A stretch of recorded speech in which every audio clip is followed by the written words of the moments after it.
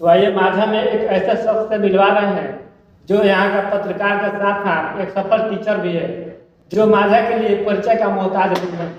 तो स्वागत है सर आपका मेरे यूट्यूब चैनल में। बहुत बहुत धन्यवाद। जी सर, आप पत्रकारिता के साथ साथ कोचिंग भी कैसे मैनेज कर लेते हैं? हो जाता है, पत्रकारिता जो है वो मेरा शौक है और शौक से करते हैं। एक हिंदी अखबार हिंदुस्तान के लिए लिखते हैं और कोचिंग मेरा जो है वो मेरा प्रोफेशन है और कोचिंग ही हम मेनली पढ़ाते हैं और पत्रकारिता मेरा शौक हो जाता है, मैनेज कर लेते हैं। तो सर आप कौन कौन से विषय पढ़ाते हैं यहाँ पर? यहाँ तो एक पूरी टीम है, लेकिन ऐसे हम बायोलॉजी और इंग्लिश के स्पेशल कह सकते हैं, स्पेशलिस्ट टीचर हैं बिहार बोर्ड का, मैट्रिक तक का और इंटर तक का भी लोग पढ़ाते हैं। सर खास तौर बात करें बिहार बोर्ड का, तो यहाँ का बच्चा तो इंग्लिश में बहुत ही कमजोर होता है, वो सबको कैसे इंग्लिश में मैनेज किया जाए? देखिए, बिहार बोर्ड में बच्चों की समस्या रही है, बच्चे थोड़े वीक होते हैं अंग्रेजी में, लेकिन इतने भी वीक नहीं होते हैं।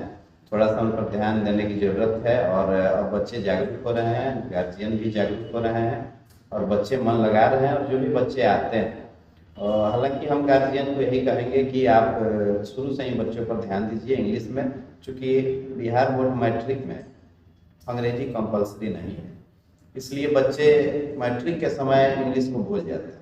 लेकिन हम बच्चों को यही कहेंगे कि चूँकि इंग्लिश की काफ़ी ज़रूरत है, आपको ग्लोबल लैंग्वेज है और आपको इंटर में आईएससी अगर आप बीएससी कीजिएगा तो फुली इंग्लिश मीडियम हो जाता है, तो इसलिए आपको अंग्रेजी चाहिए ही चाहिए। तो अंग्रेजी पर विशेष ध्यान शुरू से ही रखिए और टीचर्स को भी बोलेंगे, जो भी कोचिंग चलाते हैं हमारे मित्र हैं या अन्य जगह भी, कि आप अंग्रेजी पर फोकस कीजिए। ऐसा नहीं है कि मैट्रिक में अगर कंपल्सरी नहीं है तो आप अंग्रेजी उन्हें नहीं पढ़ें, तो अंग्रेजी पर फोकस करना ही होगा। अंग्रेजी जो है ज़रूरत है, आज के परिवेश में बिना अंग्रेजी कुछ भी संभव नहीं है। तो इंग्लिश पर मेहनत, बच्चे भी मेहनत करें, टीचर भी मेहनत करें और अगर अच्छे से बच्चों को समझाएंगे तो उनका मन लगेगा, उनकी रुचि होगी। और मुझे लगता है कि जो भी परेशानियां हैं बस उन्हें बताने में, समझाने में अगर अच्छा टीचर है, अच्छे तरीके से बता रहा है तो बच्चे उसको पढ़ेंगे और समझेंगे भी और अंग्रेजी में तेज भी। मानिए सर, हमारे यहाँ बहुत गरीब बच्चे हैं जिसके पास फी देने के लिए पैसा नहीं है, उसके लिए आपके पास क्या व्यवस्था है? देखिए, हम तो शुरू से ही ऐसे, जो भी हमारे यहाँ बच्चे हैं सामान्य परिवार से ही आते हैं, क्योंकि बिहार बोर्ड का सिलेबस हम लोग पढ़ाते हैं और जो भी बच्चे आते हैं बिहार बोर्ड में ज़्यादातर देखा जाए तो सामान्य बच्चे ही पढ़ते हैं।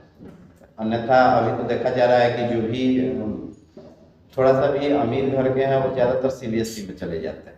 हालांकि ऐसा पूरा नहीं है, ये कहना ठीक नहीं होगा, लेकिन हम लोग के यहाँ जो भी आता है तो शुरू से हम लोग का ध्येय रहा है कि फी के लिए यहाँ कोई न मांगता है और जब बच्चों को मन करता है वो लोग देते रहते हैं।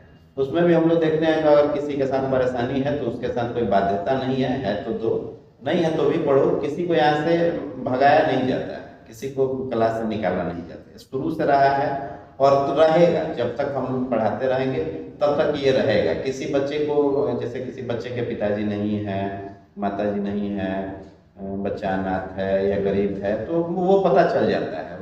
बच्चा आता है तो पता चल जाता है। तो सिर्फ वही नहीं, जो बच्चे सक्षम है जो देने में, वो भी विलम्ब से देते हैं या कुछ कम देते हैं, नहीं देते हैं। फी के लिए कोई बाध्यता नहीं है, ये शुरू से ध्येय रहा है। और जो भी मेरा संस्था है, हालांकि बीच में मेरा संस्था कुछ कारण बस बंद भी हुआ था कुछ दिन के लिए, फिर हम लोग लगे हुए हैं, फिर हम लोग समझिए कि नई शुरुआत कर रहे हैं, नए तरीके से बच्चों को जो है, फिर जो हमारे पुराने बच्चे हैं उनके यहाँ के बच्चे आ रहे हैं और जो है फिर हम लोग पढ़ाई को शुरू करना। तो सुन लो बच्चों, ये सर जो है गरीब बच्चों को निःशुल्क पढ़ाते हैं, अगर ये निःशुल्क नहीं पढ़ाए तो हमसे जरूर आके मिलना।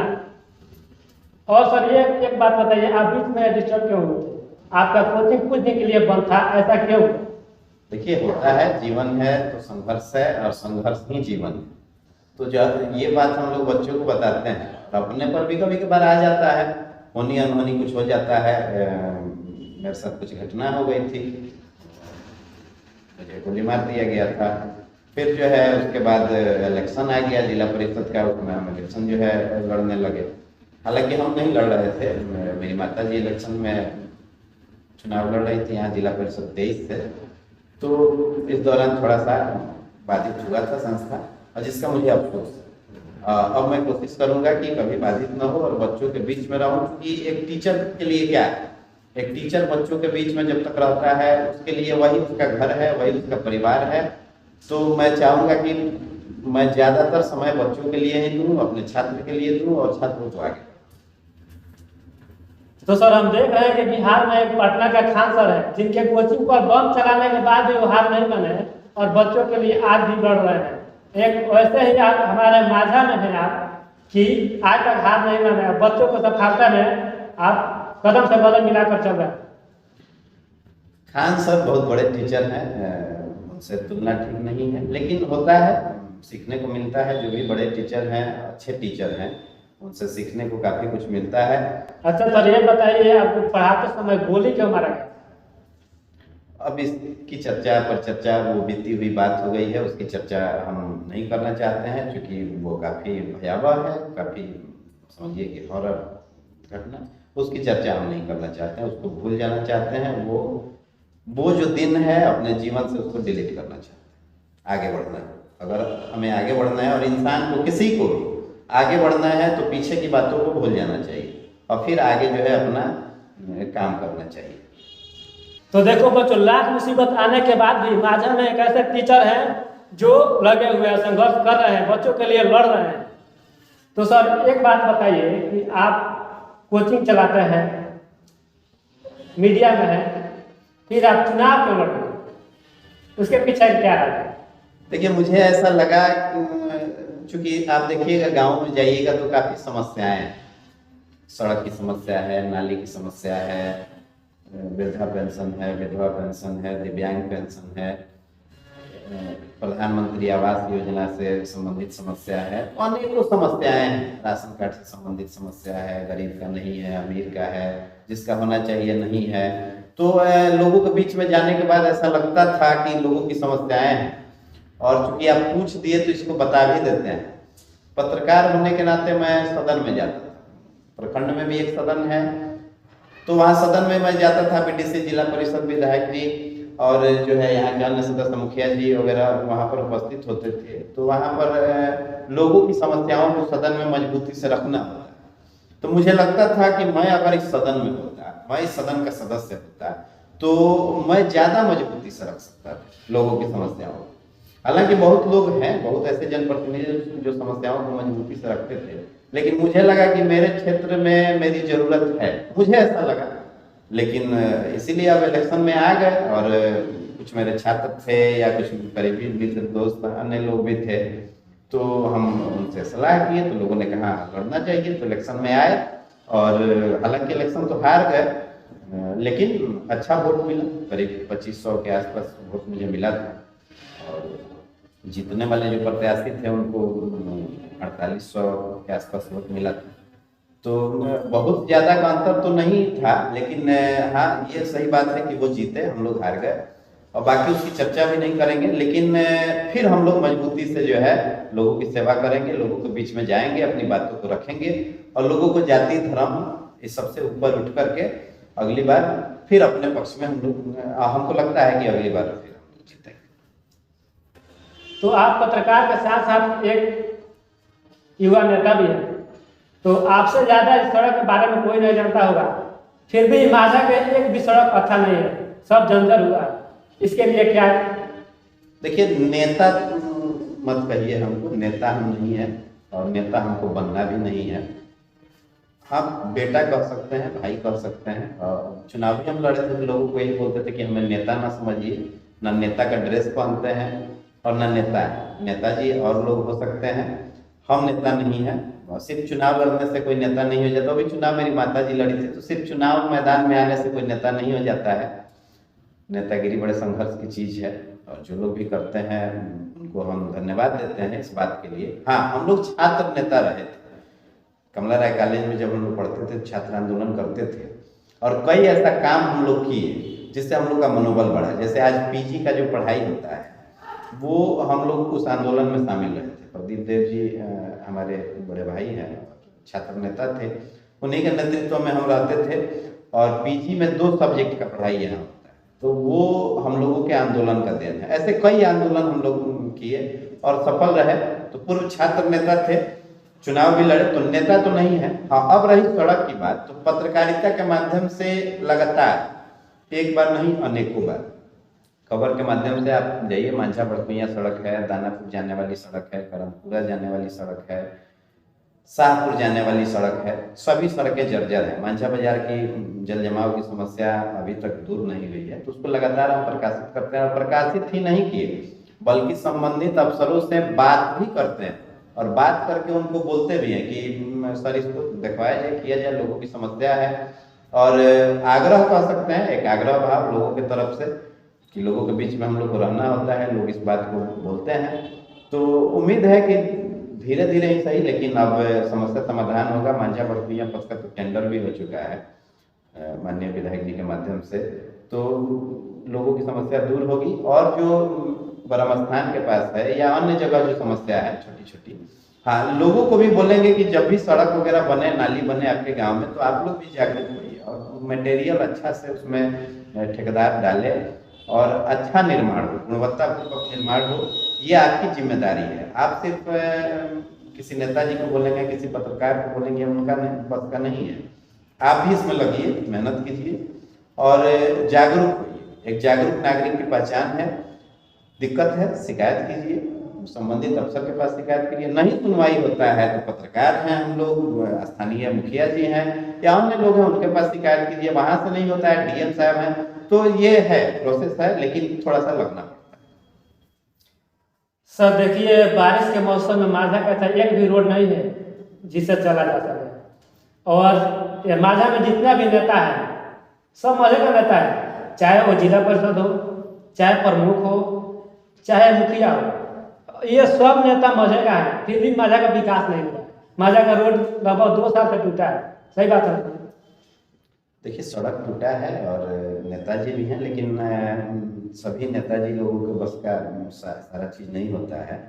नेताजी लोग लगते हैं चूंकि जो जीते होते हैं और जिनके पास ये काम किनसे हो सकता है, इसकी शक्ति किनके पास है, तो उससे होता है। अब जैसे कोई बीडीसी हैं तो वो करोड़ों की योजना है, वो उनके बस का नहीं है।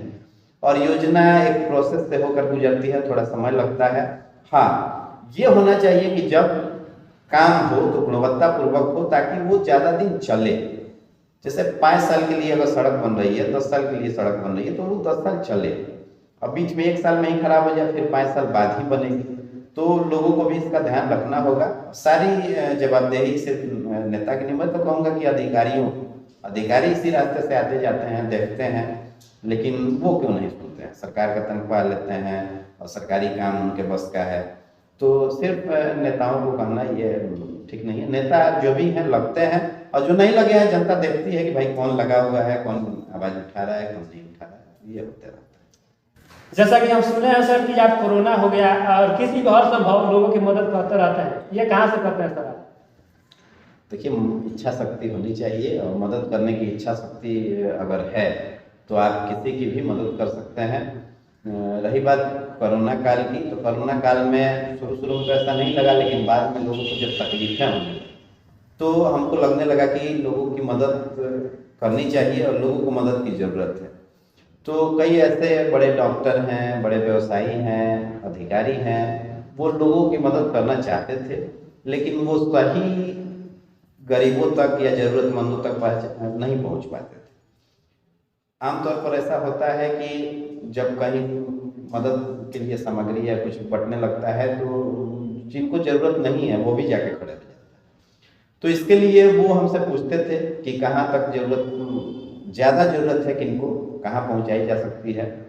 तो वो मुझे इस काम के लिए चुनते थे, मुझे बोलते थे कि जो भी राशन हो या अन्य सामग्री हो देना हो, वो आपके माध्यम से हम लोग देना चाहते हैं, क्योंकि आपके पास गरीबों की पहचान है और आप सही जो गरीब हैं, जो ज़रूरतमंद है, वहाँ तक पहुँचा सकते हैं। तो है, व्यवस्था है, जो डॉक्टर्स, अधिकारी, व्यवसायी या कुछ मित्र दोस्त हैं जो विदेश हैं या अन्य जगह पर हैं, वो मुझे फ़ोन करते थे, व्हाट्सएप करते थे, मैसेज करते थे कि राजन जी आप बहुत अच्छा काम कर रहे हैं, मेरे तरफ से हम 2-4-10 लोगों का मदद करना चाहते हैं, आप माध्यम बनिए, तो वही उनका जो है व्यवस्था है। थोड़ा बहुत मेरा मेहनत होता था, हम जाते आते थे, थोड़ा बहुत अपना भी कंट्रीब्यूशन उसमें हो जाता था। कहीं ज़्यादा दिक्कत है तो अपने तरफ से किए। बड़ी समस्या है, जिसको ज़्यादा ज़रूरत है, जिसको 5,000 10,000 रुपए के सामान की ज़रूरत है, उसके लिए हम किसी बड़े व्यवसायी डॉक्टर से बात करते थे कि यहाँ इस जगह पर ये ज़रूरतमंद है, इनको दिया जाना चाहिए। वो देखते थे, आकर के पता करते थे कि सही में राजन जी जो बोल रहे हैं वो सही है, तो उनको विश्वास था मेरे ऊपर। बहुत सारे जो अधिकारी थे, तत्कालीन बीडीओ साहब थे, वो लगभग 200 गरीबों की मदद के लिए और सामग्री जो है मेरे माध्यम से वहाँ पहुँचाया गया था। तो लगभग कोरोना काल में सभी अगर ठीक ठाक जोड़ दिया जाए तो ये आंकड़ा 1,000 से ऊपर पहुँच जाएगा। इतने लोगों की मदद हम लोग किए थे। हमें जानकर सर बहुत खुशी हुई कि आप माझा के विकास के बारे में हरदम लड़ाई लड़े हैं और आशा करता हूं कि आगे भी लड़िएगा। लेकिन एक बात मत भूलिएगा, गरीब बच्चों को क्लास जरूर करिए, जरूर पाइएगा। ये शुरू से चलते रहता है, इसमें कोई कहने की बात नहीं है। मेरे यहाँ से जितने भी बच्चे पढ़े हैं, पढ़ के पास हुए हैं और कुछ अच्छे जगह पर बच्चों का नौकरी भी लगा है, तो वो जो बच्चे हैं वो जानते हैं कि पांडे जी किस ढंग के टीचर हैं और क्या करते हैं क्या नहीं। ये हमारे बच्चों से आप पूछ सकते हैं। आज तो संडे का दिन है, लेकिन जब भी बच्चों से मिलिए आप बच्चों से पूछ सकते हैं और बच्चे खुद बताते हैं। तो इसमें कोई कहने की, ये पूरा माझा जानता है। और हम तो कहते हैं कि जितने भी कोचिंग संचालक जो हमारे मित्र हैं, उनके यहाँ जो भी बच्चे पढ़ते हैं वो सब बच्चे हमको जानते हैं, पर्सनली हमको जानते हैं और मैं सबको धन्यवाद देता हूँ। सभी कोचिंग संचालक के मेहनत और उसमें खास करके बच्चों की भी मेहनत, तभी मांझा का रिजल्ट हर साल अब अच्छा आ रहा है। तो मांझा का रिजल्ट अच्छा करने में सभी शिक्षकों का देन है और सभी बच्चों की मेहनत का भी देन है, और उसमें हम भी एक सहभागी हैं। और मेनली हम बार बार इस बात को कह रहे हैं कि हमारा जो मुख्य काम है वो टीचिंग ही है। पत्रकारिता हम सिर्फ शौक से करते हैं और उसमें कोई मेरा बहुत ज़्यादा समय नहीं लगता है, थोड़ा देर दिन में समय देते हैं और उसी मेरा पत्रकारिता हो जाता है। तो ये दो ही काम अभी हम कर रहे हैं। और रही बात मांझा के विकास में, तो बच्चों को पढ़ा रहे हैं, यही विकास है। आपके बच्चे शिक्षित होंगे, आपके बच्चे अच्छा उनको शिक्षा मिले, तो ये आपके लिए, हर गार्जियन के लिए बहुत है। तो ये बहुत बड़ी बात है। और शिक्षा जो है, एजुकेशन इज पावर, तो एजुकेशन जो है सबके लिए है और सबको मेहनत करना चाहिए। बच्चे भी मेहनत करें और जो भी इसमें हर संभव हमसे बन पड़ेगा, हम समझिए कि एक नई शुरुआत फिर से हम लोग कर रहे हैं और लगातार जो है लगे हुए हैं बच्चों के लिए, और बच्चों को फिर से जो है हम लोग आगे बढ़ाएंगे, मांझा को आगे बढ़ाएंगे। बहुत बहुत धन्यवाद सर, जो अपना कीमती समय हमें दिए। लेकिन बच्चों को मत भूलिएगा, बच्चों को शिक्षित करना है तो करना है।